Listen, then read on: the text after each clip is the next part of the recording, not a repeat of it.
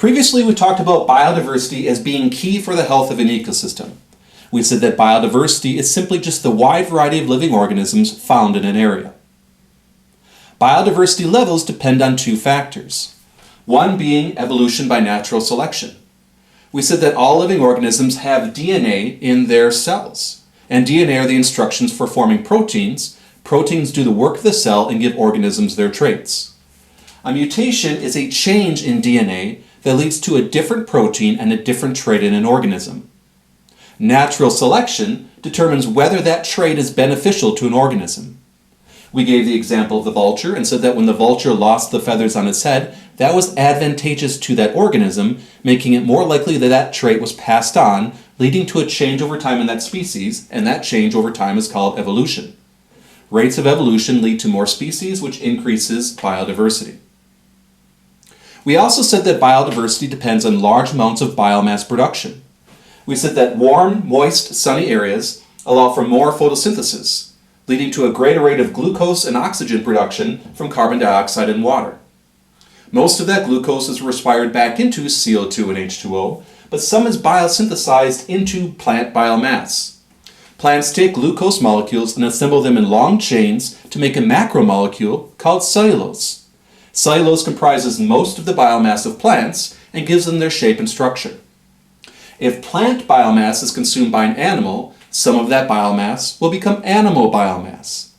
Because all organisms in an ecosystem ultimately get their biomass from plants, areas that are warm, moist, and sunny with greater rates of photosynthesis will have more biomass supporting larger amounts of biodiversity. We also said that biodiversity is key for ecosystem resilience and ecosystem services. Ecosystem resilience is just a measure of the fragility of an ecosystem. The more resilient an ecosystem, the less fragile.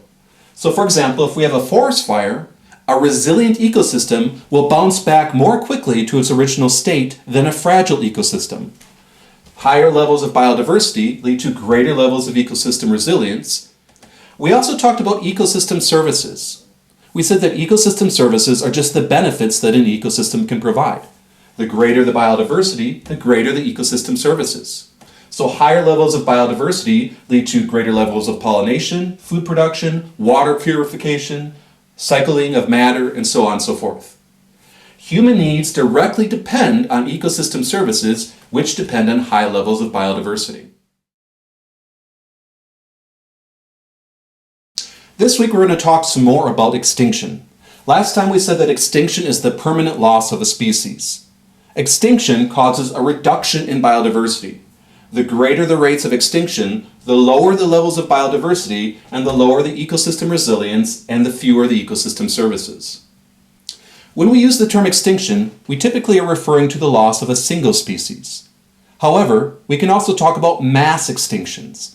A mass extinction is when we lose 75% or more of the species that exist on the planet at that time in a relatively short geographical time frame. We are currently in the world's 6th mass extinction. The last mass extinction occurred 65 million years ago with the loss of the dinosaurs. However, the rate at which we are losing species today is actually greater than the rate at which the dinosaurs went extinct. Our schedule for this week will be very similar to previous weeks. On day 1, you'll be doing a data dive looking at how rates of extinction have changed over recent decades. On day 2, you'll cover core ideas.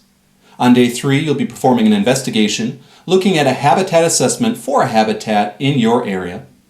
On day 4, you'll have a review and assessment. And if time remains, on day 5, you'll do career and community connections.